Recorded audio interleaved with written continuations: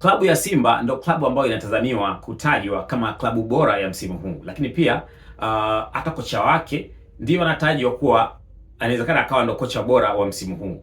Sasa klabu ya Simba inatajwa kuwa ndio klabu bora ya msimu huu 2025-26. Hiyo ni kwa sababu namna ambavyo iliko bora kuanzia katika eneo la ulinzi, eneo la kati mpaka eneo la mwisho, namna ambavyo wana defend katika eneo la midfield wanavyocheza, lakini pia attacking katika eneo la kushambulia kule, namna ambavyo wanajipanga imekuwa bora sana kuiangalia katika open play, namna ambavyo wanacheza. Sasa inatajwa kwamba inawezekana hii ndio klabu bora ya msimu huu 25-26. Lakini pia kocha wake Steve Barker anatajwa kuwa inawezekana ndo akawa kocha bora wa msimu huu. Sasa hii ni kwa sababu Steve Barker hajafungwa mechi hata moja, zaidi ya amesare tu na kushinda zingine zote baada ya kusajiliwa na klabu ya Simba.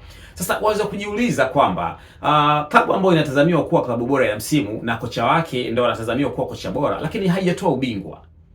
Unaweza kujiuliza maswali na ukakosa majibu. Kwa nini haijatoa ubingwa? Klabu ambayo inatazamiwa kuwa sio bora ndio imekuja kutoa ubingwa. Hii ni kwa nini?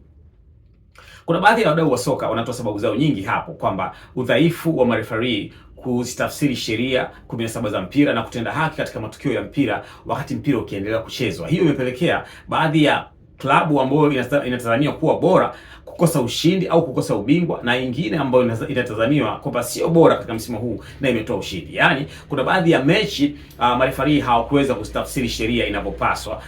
Kwa hiyo kuna baadhi ya pointi timu zimepata kimakosa. Kwa mfano watu wengi wakiongelea mechi ya dabi ya Kariakoo ambayo ilichezwa katika mji wa Zanzibar kule, ambapo Selemani Mwalimu alifunga goli likakataliwa kwamba ilikuwa offside na haikuwa offside, na TFF walithibitisha kwamba haikuwa offside. Sasa zile pointi tatu Simba alipaswa kuzipata, lakini hakuzipata. Matokeo yake wakagawana pointi moja na klabu ya Yanga. Lakini pia katika mechi ya Azam FC ambapo Libase Gwe alidondoshwa katika eneo la penalty area ambapo ilipaswa kuwa penalty na Simba hawakupewa hiyo penalty.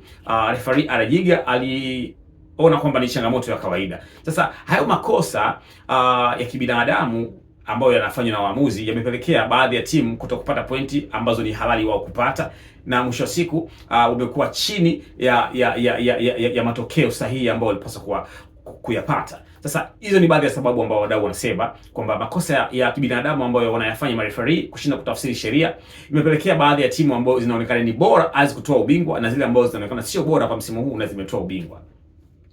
Na sababu zingine kadha wa kadha. Mimi nadhani sababu ya msingi sana hapa ni sababu ambazo zinawahusu marefari. Kama marefari wangekuwa wako fair enough, mimi nadhani Yanga asingekuwa bingwa. Yaani asingeongoza ligi na kuwa bingwa, kwa sababu kuna baadhi ya pointi amegawana na Simba hakupaswa kugawana naye, na Simba alipaswa kupata pointi 3. Sasa na sababu zingine kadha wa kadha ambazo wadau wanaweza wakazijadili hapa na kugundua kwamba timu bora kwa nini haijachukua ubingwa na ile ambayo inaonekana sio bora imechukua ubingwa. Wewe una maoni yako hapo, unaweza kuniambia.